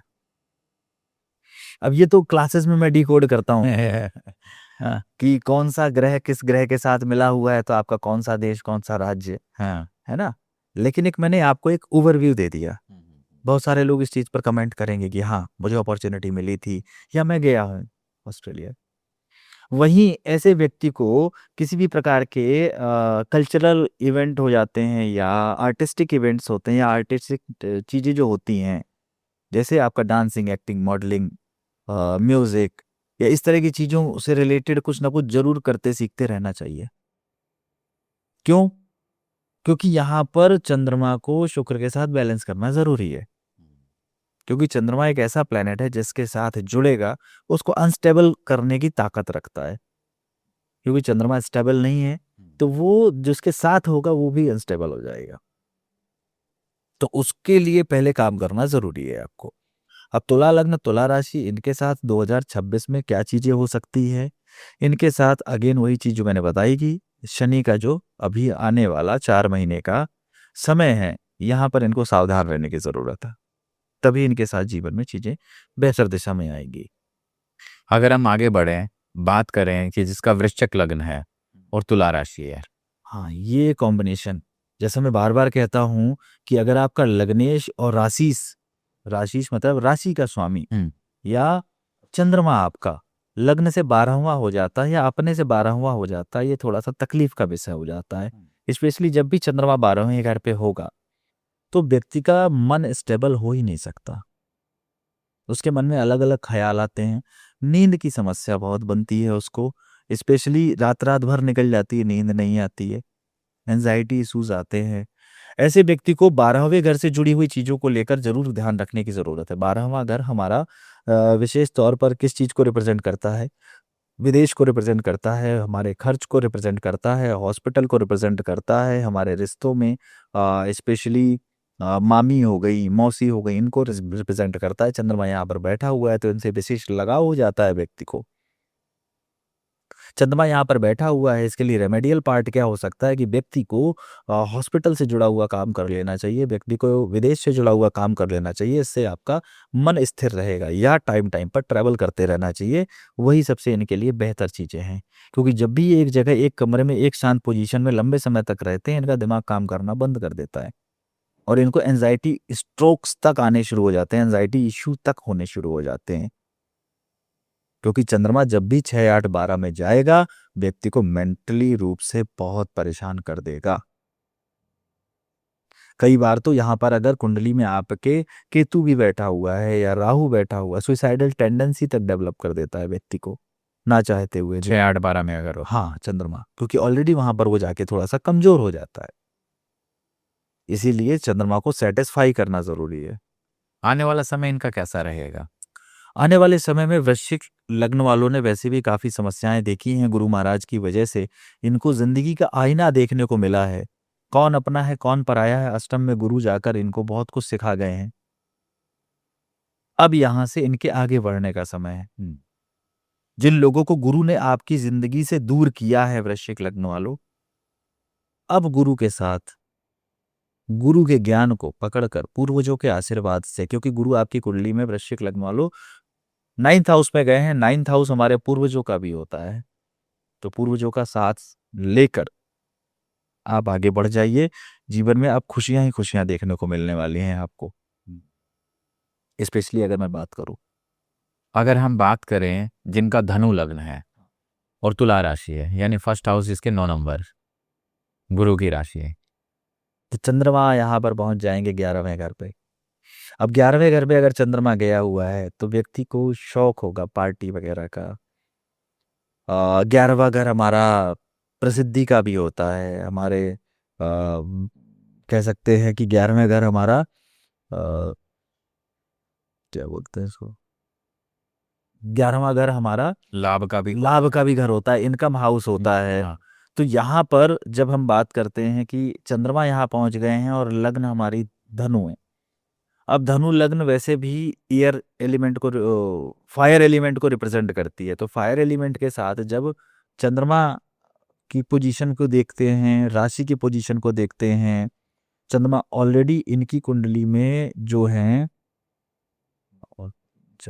अष्टम के स्वामी है, अष्टम का स्वामी लाभ भाव पर गया है, तो अप्रत्याशित रूप से लाभ या अप्रत्याशित रूप से इनको कई बार हानि का सामना करना पड़ता है, क्योंकि अष्टम भाव तकलीफ का होता है, त्रिक भावों में आता है, और इसका स्वामी कुंडली में 11वें घर पे गया है, तो ये व्यक्ति को थोड़ा सा चैलेंजिंग दे देता है। 2026 वैसे भी धनु राशि के लिए बचा हुआ समय चैलेंज का ही है, स्पेशली क्योंकि इनके जो लग्न के स्वामी चले गए हैं वो अष्टम में चले गए इस समय, और जब लग्नेश अष्टम में जाता है तो अष्टम भाव डीप रिसर्च का होता है। अब डीप रिसर्च करना इनके लिए जरूरी हो गया है, उन्होंने बहुत आनंद कर लिया, बहुत चीज़ों को एंजॉय कर लिया, सातवें घर से जुड़ी हुई हर वो चीज़ को प्राप्त कर लिया है। अब अष्टम भाव पर अगर गुरु चल रहे हैं इनकी कुंडली में, तो या तो आप तंत्र मंत्र ज्योतिष अकल्ट साइंस से जुड़ी हुई चीज़ों को सीखना जानना शुरू कर दीजिए, या बहुत लंबे समय पहले आपने कोई प्लानिंग शुरू की थी धनु लग्न वालों कि मैं इस समय आगे चलकर कभी मैं करूँगा, इस चीज़ को सीखूंगा, तो यही वो समय है, क्योंकि गुरु महाराज यहाँ से जो आपके लिए सही नहीं है उसको छीनने वाले हैं, उसको कट करने वाले। इसीलिए आपको यहाँ पर सावधान रहने की जरूरत है, इमोशनल लेवल पर आपको अपने आप को बचा कर रखने की जरूरत है। चलिए हम आगे बढ़ते हैं, बात करते हैं जिनका मकर लग्न है और तुला राशि है। यहाँ पे जिनके फर्स्ट हाउस के अंदर 10 नंबर लिखा हुआ है। हाँ, 10 नंबर है, सप्तम भाव पर इनकी कुंडली में यहाँ पर चंद्रमा है और सप्तम भाव का स्वामी इनकी कुंडली में दसम भाव पर में आ जाएगा, दसम भाव पर आ जाएगा। अब क्योंकि ये जो लग्न है, लग्न ऑलरेडी इनकी किसकी है, शनि की लग्न है, और जो राशि का स्वामी है तुला, तुला राशि का स्वामी है वो कौन हो गया, हमारा शुक्र हो गया। शुक्र और शनि आपस में बहुत अच्छे मित्र माने गए हैं, लेकिन कुछ कंडीशंस में थोड़ा सा व्यक्ति को दिक्कत जरूर होती है, क्योंकि शनि जहां अपने आप में डार्कनेस को दिखाते हैं वहीं शुक्र अपने आप को लाइमलाइट को दिखाते हैं। अगर ये दोनों प्लेनेट आपकी कुंडली में साथ में बैठ गए तो कई बार व्यक्ति को अपने पर्सनल लाइफ को लेकर बहुत चैलेंज फेस करने पड़ जाते हैं, क्योंकि शनि जहाँ वैराग्य को दिखाते हैं शुक्र वहीं प्रेम को दिखाते हैं, तो थोड़ा सा इस बात को लेकर तकलीफ का सामना करना पड़ जाता है इन लोगों को। अगर इसको दूसरे दृष्टिकोण से देखते हैं, सप्तम भाव का स्वामी कुंडली में चला गया दसम भाव पर, यानी पत्नी क्या होगी आपकी, वर्किंग होगी, पत्नी सुंदर होगी, पत्नी से आपको धन का लाभ हो सकता है, क्योंकि सप्तम का स्वामी करियर हाउस में गया हुआ है। इसको इस तरीके से भी डिकोड कर सकते हैं कि कुंडली में और जो ग्रह हैं वो भी अपने आप में अपना अपना प्रतिनिधित्व करते हैं, क्योंकि खाली लग्न और राशि को मिलाकर बहुत बड़ा फलादेश तो नहीं किया जा सकता, लेकिन जनरलाइज्ड एक फलादेश जरूर है कि तुला राशि और मकर लग्न आपस में एक परफेक्ट कॉम्बिनेशन। और 2026 का जो बचा हुआ समय है, क्योंकि मकर लग्न वालों ने भी पिछला 1 साल बहुत दर्द में गुजारा है, क्योंकि गुरु महाराज इनकी कुंडली में सकट योग बनाकर बैठे हुए थे पिछले 1 साल से। सकट क्या होता है, जब गुरु छठे भाव पर गोचर करते हैं या कुंडली में छठवें घर पर गुरु महाराज बैठे हुए होते हैं तो वो सकट होता है। सकट बोलते हैं बैलगाड़ी के पहिए को, यानी जिंदगी को बैलगाड़ी की तरह बहुत ही स्लो कर देते हैं। और जब भी कुंडली में ये योग बना होता है उस समय जिंदगी बहुत स्लो चल रही होती है, और छठवें घर पे अगर वैसे भी जुपिटर गए हैं तो रोग ऋण शत्रु बाधा से जुड़े हुई चीजें आपकी जिंदगी में पिछले 1 साल से चल रही थी, अब इससे निकल कर थोड़ा सा एंजॉयमेंट की ओर आए हो मकर लग्न वालों आप, और यहाँ से अब चीजें स्मूथ भी जाएंगी, क्योंकि यहाँ पर अभी आपके लग्न के स्वामी भी वक्री होने जा रहे हैं। उन्होंने भी बहुत सारा सपोर्ट नहीं किया था, अब सपोर्ट करेंगे आने वाली जुलाई से। अगर हम बात करें जिनका कुंभ लग्न है और तुला राशि है, यानी फर्स्ट हाउस में 11 नंबर है। हाँ, अब फर्स्ट हाउस में 11 नंबर है तो यहाँ पर चंद्रमा कहाँ जाएगा, 9th हाउस, और लॉर्ड होगा वो 6th हाउस का। 6th हाउस का छठवां घर का स्वामी 9th हाउस में बैठ गया। कुछ मामलों में तो ये बहुत अच्छा है। क्यों? क्योंकि जब भी त्रिक भाव का स्वामी मूल त्रिकोण में जाता है तो त्रिक भाव के दर्द कम हो जाते हैं, यानी रोग ऋण शत्रु से जुड़ी हुई चीजें अब आपकी कम होंगी जीवन में। लेकिन क्योंकि त्रिक भाव का स्वामी है, जाकर बैठा है भाग्य भाव पर, तो क्या दिक्कत आएगी? भाग्य को थोड़ा दबा देगा, क्योंकि रॉन्ग हाउस का प्लैनेट अच्छे हाउस में गया है। इसको ऐसे भी सिंपल तरीके से समझ सकते हैं कि कोई व्यक्ति ऐसा है जिसकी गलत आदतें हैं, गलत व्यवहार है, गलत आचरण है, गंदे तरीके से रहता है, गंदे कपड़े पहनता है, और उसको किसी बहुत ही बेहतरीन खूबसूरत महल जैसे घर में रख दो, क्या करेगा? वहां भी गंदगी करेगा, थोड़ा सा तकलीफ देगा। वैसे ही त्रिक भाव का स्वामी अगर अच्छे घरों में गया है तो वहां के फल में कमी कर देता है, और अच्छे घर का स्वामी अगर त्रिक भाव में आया है तो त्रिक भाव के दर्द को कम कर देते हैं, क्योंकि अपोजिट सूत्र पे चलता है। तो यहाँ पर कुछ चीजें तो बेहतर है। कुंभ लग्न वालों के साथ वैसे भी इनका लग्न का स्वामी अभी धन भाव पे चल रहा है, तो धन की तो मात्रा इनके साथ बढ़ी हुई है, लेकिन परिवर्तन योग भी इनके साथ लगे हुए हैं। परिवर्तन करना इनके लिए फायदेमंद है। अगर हम बात करें जिनका मीन लग्न है वो तुला राशि है, इनके लिए ये इनकी पर्सनैलिटी कैसी होती है और 2026 कैसा रहने वाला है इनके लिए? हाँ, मीन लग्न वैसे भी राशि चक्र की अंतिम लग्न है, और इसमें जब राशि को लेकर तुला की बात आती है तो मीन गुरु और राशि हो गई शुक्र की। ये अपने आप में शत्रु तो मैं नहीं कहूंगा, लेकिन सम की तरह बिहेव करते हैं। शत्रुता कई जगह लिखी हुई है कि शुक्र और गुरु की शत्रुता है, लेकिन कई जगह क्योंकि दोनों गुरु हैं तो दोनों गुरु एक दूसरे का सम्मान करते हैं। इसलिए ये भी कहा जाता है कि ना आप अपनी सल्तनत में खुश रहो, मैं मतलब एक वो हेल्दी कंपटीशन होता है। हेल्दी कंपटीशन है, जहां जिसका पल्ला भारी वहां पर वो चीज अपना इम्पैक्ट दे देता है। अब यहाँ पर गुरु शुक्र का अगर कॉम्बिनेशन आपकी कुंडली में बैठा हुआ है साथ में, तो क्या हो सकता है? विवाह के बाद आपका जीवन परिवर्तित होगा, अगर गुरु शुक्र कुंडली में साथ में बैठा हुआ है, स्पेशली अगर आप मेल जातक हैं तो शादी के बाद आपकी जिंदगी निश्चित रूप से परिवर्तित होगी, और पत्नी को लेकर जितना प्रसन्न रखोगे उतना आपको फायदा होगा। 2026 में जहां तुला राशि की बात की जाए तो कुंडली में तुला राशि मीन लग्न में आएगी जाकर 8वें घर में आई, हाँ। ये थोड़ा सा डेडली कॉम्बिनेशन अपने मामले में हो जाता है, क्योंकि उसके पीछे का एक सबसे बड़ा कारण ये है कि चंद्रमा अष्टम हो गया यहाँ पे। अष्टम भाव का चंद्र होने की वजह से इनको हेल्थ से जुड़ी हुई कई बार समस्याएं सामना करनी पड़ती है, क्योंकि मीन लग्न अपने आप में जल तत्व की लग्न है, और चंद्रमा भी कहाँ चला गया? अष्टम भाव पर। चंद्रमा जब भी अष्टम भाव पर जाता है तो व्यक्ति को चंद्रमा से जुड़े हुए रोग होने की संभावनाएं बहुत ज्यादा हो जाती है, क्योंकि 8वें घर पे बैठे हुए ग्रह या राशि की बीमारी व्यक्ति को जीवन में एक बार जरूर होती है, और बड़े लेवल पर होती है। अब चंद्रमा की बीमारियां जो हैं आपको फेस करने को मिलेंगी जीवन में, एक बार ही सही लेकिन मिलेंगी जरूर। चंद्रमा क्या देता है? चंद्रमा डिप्रेशन देता है। चंद्रमा हमारी बॉडी में लंग्स हैं, चंद्रमा की वजह से आपको लंग्स से जुड़ी हुई समस्याएं हो सकती हैं, जल्दी जल्दी सर्दी हो जाना, ज़रा सा ठंडा पानी पिया तो आपको जुकाम हो गया, साइनस की आपको समस्या हो गई, मेंटल डिसऑर्डर हो गया आपको, या मिर्गी की समस्या हो गई आपको, कहीं ना कहीं इस तरह की समस्याएं देखने को मिल सकती हैं अगर और भी प्लेनेट आपके सपोर्ट में नहीं है, स्पेशली अगर बात की जाए। लेकिन 2026 की अगर बात की जाए तो पिछले साल 2025 में मीन लग्न वालों ने बहुत दर्द सहे थे, अब थोड़ी सी राहत मिली है 2026 में इनको, लेकिन आगे अभी भी इनके अंदर ना वो डर नहीं गया हुआ है जो 25 शनि महाराज भी तो बैठे हुए हैं। हाँ, क्योंकि शनि महाराज फर्स्ट हाउस में बैठे हुए हैं, इसलिए वो डर अभी नहीं निकला है। क्योंकि एक बहुत ही खतरनाक कॉम्बिनेशन अभी मैं बता दूं, इस पॉडकास्ट में एक चीज मैं और रिवील कर देता हूं। गुरु महाराज ने गोचर परिवर्तन किया, 4 नंबर राशि पे आए, उच्च राशि में 12 साल बाद आए हैं, लेकिन फिर भी उतना बड़ा लोगों के जीवन में लाभ नहीं आ रहा है।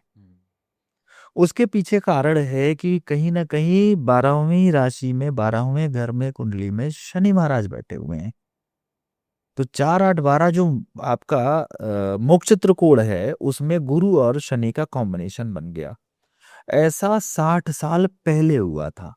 मैं ज्यादा बड़ी बात नहीं करता, आप 60 साल पहले की घटनाएं देख लीजिएगा।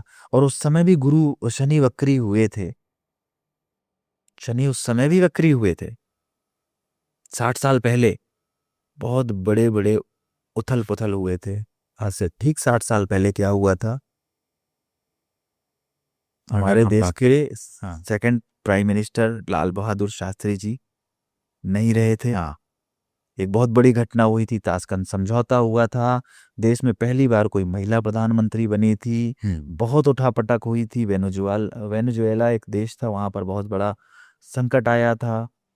अभी बहुत भी सारे विदेश में अलग अलग जगह पे देखा गया था, तबाही जैसे मंजर देखे गए थे। यानी आने वाले 4 महीने शनि के वक्री होने के बाद के कुछ खास अच्छे नहीं रहने वाले हैं। सावधान रहने की जरूरत, मतलब ये ज्योग्राफिकली भी देखने को मिलेगा। ज्योग्राफी देखने तो को मिलेगा। अच्छा, गुरु का जो गोचर होता है वो कितने साल बाद आता है? जैसे कर्क में कितने साल बाद आए? 12 साल बाद आए ना? 12 साल बाद, क्योंकि गुरु का जो गोचर का टाइमिंग है लगभग 12 से 13 महीने में एक बार गुरु राशि परिवर्तन करते हैं। ठीक है। और इसको एक एवरेज में मानते हैं कि हर साल गुरु का राशि परिवर्तन हुआ। तो 12 साल में वापस से उसी राशि में गुरु आ जाते हैं। तो 12 साल पहले, क्योंकि 12 घर हैं, 12 राशियां हैं, तो हर साल एक राशि में चलेंगे तो उसके आधार पर चलेंगे। और शनि 2.5 साल में राशि परिवर्तन करते हैं। तो ये 60 साल का एक कॉम्बिनेशन बना जब गुरु और शनि एक ही त्रिकोण भाव में बैठे और एक्चुअली में मोक्ष पे बैठ गए। शनि शनि वैसे भी दुख और मृत्यु के कारक भी माने गए हैं वैदिक ज्योतिष में। तो जब शनि वहां पर हैं और मोक्ष भाव पर बैठे हुए हैं तो कुछ तो खेल दिखाएंगे अपना। यानी कि गुरु के ट्रांजिट से जो पॉजिटिव रिजल्ट्स मिलने वाले थे वो शनि वहां पे प्लेसमेंट की वजह से वो कम हो गए हैं। कम हो गए हैं, एग्जैक्टली। और आपकी लाइफ में अभी गुरु का ये जो गोचर है, अभी अतिचारी हो जाएंगे, फिर वापस से वक्री होके फिर वापस से पीछे आ जाएंगे। ये पूरा भी चलेगा इनका सीक्वेंस। आपकी कुंडली में आपको गुरु का लाभ मिलेगा या नहीं मिलेगा, इसका एक बहुत छोटा सा सूत्र दे देता हूं मैं। एक छोटा सा सूत्र, अभी आप अपनी कुंडली खोलिए, अष्टक वर्ग खोलिए। अष्टक वर्ग खोलने के बाद आप देखिए वहां पर 1 से 12 नंबर तक की राशि लिखी होंगी, 1 2 3 4 5 6। कोई भी सॉफ्टवेयर उठा लीजिए और पैरेलल में आपके ऊपर लिखा होगा सूर्य चंद्र गुरु बुध मंगल शनि, ये पूरे ग्रहों के नाम लिखे होंगे। तो जहां भी 4 नंबर, क्योंकि गुरु का गोचर 4 नंबर पे हुआ है, 4 नंबर को आपको पकड़ना है और गुरु को पकड़ना है। और देखिए आपकी जब इस पैरेलल सिचुएशन में आप कनेक्ट करोगे तो वहां पर कितने नंबर मिले हैं। अगर वहां पर 3 या 3 से कम नंबर मिले हुए हैं आपको अष्टक वर्ग में, तो आपके लिए ये तकलीफ देह होने वाला है गुरु का गोचर। चाहे वो आपके धन स्थान में जाए, चाहे आपके किसी भी स्थान पर हो, ये किसी भी स्थान पर हो, 3 से 5 के बीच में है तो ये गुरु का गोचर आपके लिए एवरेज है। और 5 से अधिक है तो आपके लिए ये एक्सीलेंट रहने वाला है। बहुत सिंपल सा तरीका, अष्टक वर्ग का सूत्र है। तो चलिए हम वापस बैक टू टॉपिक आते हैं, है ना। हम तुला राशि के बारे में बात तुला राशि के बारे में बात कर रहे हैं। थोड़ा सा शुक्र के बारे में भी डिस्कस करते हैं कि कई बार अगर शुक्र रेट्रोगेट अगर हो जाए, हाँ, तो क्या देखने को मिलता है जातक को? शुक्र कोई भी प्लेनेट अगर रेट्रोगेड स्थिति में बैठा हुआ है, इसका मतलब आप पूर्व जन्म का उसके लिए कर्ज लेकर आए हुए हो। शुक्र हमारे जीवन में जिस भी रिश्ते को दिखाता है उस रिश्ते से जुड़ी हुई चीजें हमारे साथ पेंडिंग है पास्ट लाइफ से। अब शुक्र अगर वक्री है, इसका मतलब क्या हुआ, आपकी पत्नी, शुक्र पत्नी को दिखाता है। हाँ। तो पत्नी का कर्ज पूर्व जन्म से आपके ऊपर है। तो अगर इस जन्म में आपको पत्नी से जुड़े हुए चैलेंजेस फेस करने पड़ रहे हैं तो टेंशन मत लीजिए, ये पूर्व जन्म का ही कर्जा है। अगर निपटा दीजिए, इसी जन्म में निपटा दिए तो बहुत अच्छी बात है। क्या क्या कर्ज हो सकते हैं कि पत्नी से कुछ उधार ले लिया या फिर पत्नी का कुछ बुरा किया, अहित किया पत्नी का, हाँ देखिए, श्राप लगा पत्नी का, दिल दुखाया। श्राप लगा। शुक्र क्योंकि फाइनेंस को भी दिखाता है, तो आपने कुछ लोगों की उधारी ले रखी है। कोई फीमेल कहेंगी भाई मेरी पत्नी कैसे, तो आपने कुछ उधारी ले रखी थी लोगों की और लोग आपसे पैसा ले जा रहे हैं, वापस नहीं कर रहे हैं, ये भी एक कारण है।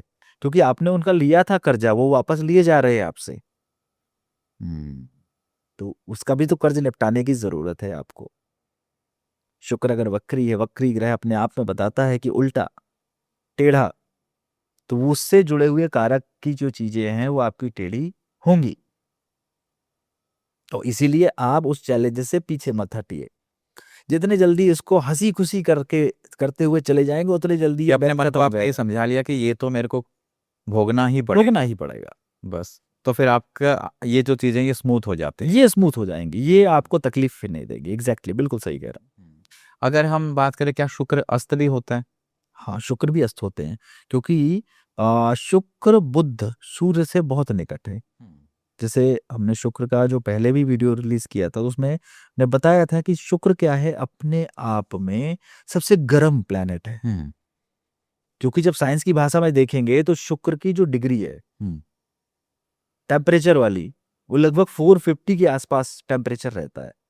तो गर्म बहुत है वो, इसीलिए कहते हैं पैसे में गर्मी भी बहुत होती है। और वो सूर्य के बहुत निकट भी है। तो डिग्री रूल्स के आधार पर जो भी ग्रह सूर्य से जितना निकट आता जाता है वो अस्त होता चला जाता है। लेकिन अस्त होने का मतलब ये नहीं है कि अपना उसने पूरी तरह से कारक तत्व या अपने पूरे प्रभाव खत्म कर दिए, क्योंकि एटलीस्ट वो अवेलेबल तो है वहां पर। तो जब मौका मिलेगा, जब उसका समय आएगा, जब उसकी दशा आएगी, महादशा, अंतरदशा आएगी, गोचर स्थिति में जब वो फेवरेबल कंडीशन में जाएगा, तो निश्चित रूप से आपको लाभ जरूर देगा। क्यों? क्योंकि हर प्लेनेट अपने आप से लाभ देने के लिए तो बाध्य है। अगर नुकसान देने के लिए बाध्य है तो लाभ देने के लिए भी बाध्य है। क्योंकि एक सिक्के के दो पहलू होते हैं, एक पहलू नहीं हो सकता। अगर वो मार्केश है, डबल मार्केश है, या वो ऐसी स्थिति में है जो आपको नुकसान दे रहा है, लेकिन एक टाइम ऐसा भी आएगा जो आपको लाभ भी देगा।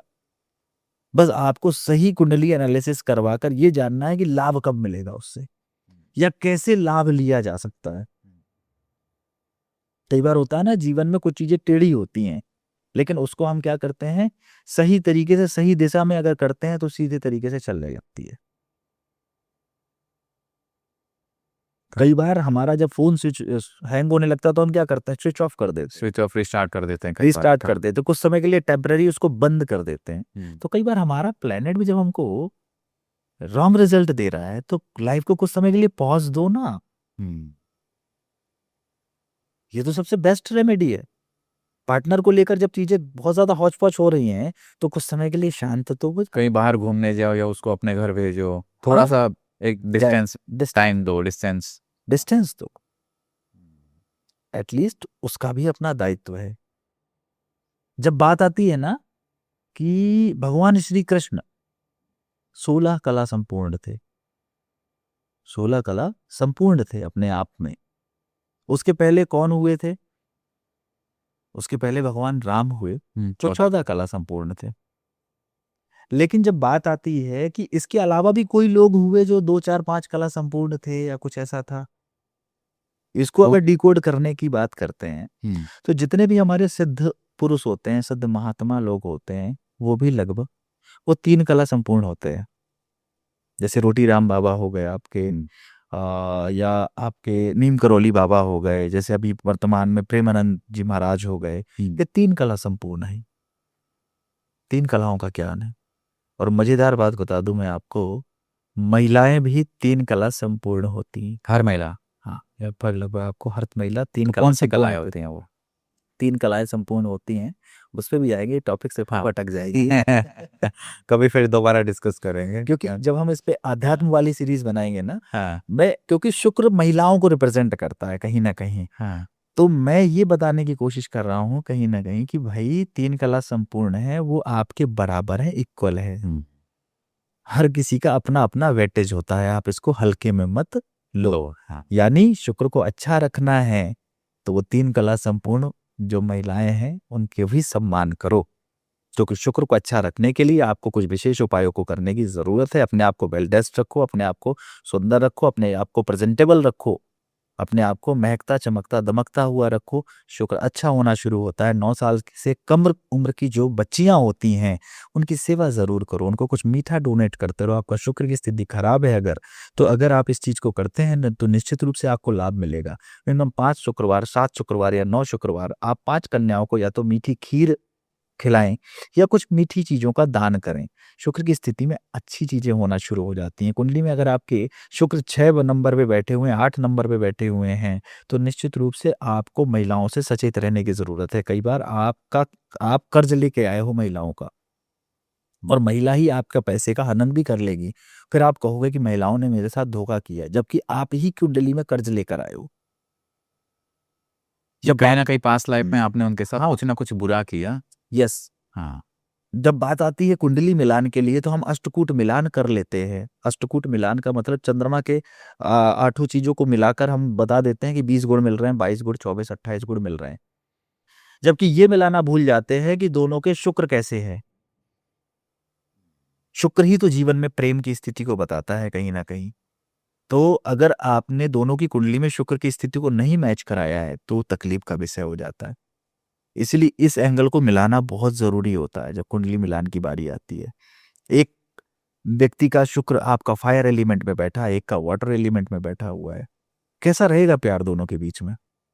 आग और पानी मिलेगा तो हम्म, बुझ बुझ जाएगा, जाएगा, कुछ नहीं धुआँ बचेगा। निकलेगा, भाप बन के आएगा। धुआँ निकलेगा। फिर कहते हैं हमारी ज़िंदगी में पंडित जी ने तो बड़े 28 गुण मिला दिए थे, ये हो गया था, वो हो गया था। एक गायब हो जाएगा, है ना। अगर आग तेज है तो भाप बना के उड़ा देगी, पानी है तो फिर आग को बुझा देगा। तो बहुत सारे पॉइंट्स होते हैं, ऐसा नहीं अच्छा, है। अगर हम बात करें जैसे तुला राशि की बात की, शुक्र के बारे में हम बात कर रहे हैं, जिन लोगों के सिचुएशन सही नहीं है, कुंडली में प्लेसमेंट अच्छी नहीं है, वो लोग कैसे अपने आप को थोड़ा सा सुधारें, क्या जीवन में बदलाव करें ताकि चीजें सकारात्मक रूप से चले। बिल्कुल। अब जैसे शुक्र की बात आपने कही कि कैसे सुधारें। शुक्र जैसे अभी मैंने क्या बताया कि आपको शुक्र से यानी लग्ज़री से जुड़ी हुई चीज़ों को ठीक करने की ज़रूरत है। हम्म। अब आपकी तुला लग्न है, तुला राशि है, तो मैंने बताया चौथे घर पे शनि, सुख मिलेगा सेवा करने से। आप सेवा करना शुरू तो करो, यहाँ से भी शुक्र अच्छा होना शुरू होगा। आप भाई तुला वालों के साथ, शुक्र वालों के साथ एक सबसे बड़ा प्रॉब्लम क्या होता है, ये ज़िंदगी के बैलेंस को बनाने के चक्कर में खुद को डिस्ट्रॉय कर देते हैं। आप स्वयं भगवान नहीं हो, आप हर चीज़ को बैलेंस नहीं कर सकते। आप क्यों कोशिश करते हो कि हर चीज़ को मैं बैलेंस कर लूँ? कई बार तो just go with the flow वाली सिचुएशन में ही चलते रहना चाहिए व्यक्ति को। जैसी स्थिति चल रही है,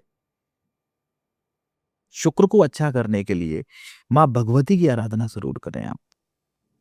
आपकी लाइफ में शुक्र की स्थिति खराब चल रही है, आप 43 दिन का संकल्प लें और माँ भगवती का दुर्गा कवच, दैव्या कवचम का पाठ करें। साउथ ईस्ट में बैठकर लाभ मिलना शुरू हो जाएगा। आपके जो घर का वास्तु स्थान की अगर चेक करने जाएंगे, तो घर में जो साउथ ईस्ट की डायरेक्शन है, साउथ ईस्ट का जो एरिया है, अग्निकोण है, वो हमारे शुक्र का स्थान है। उसको साफ सुथरा रखें।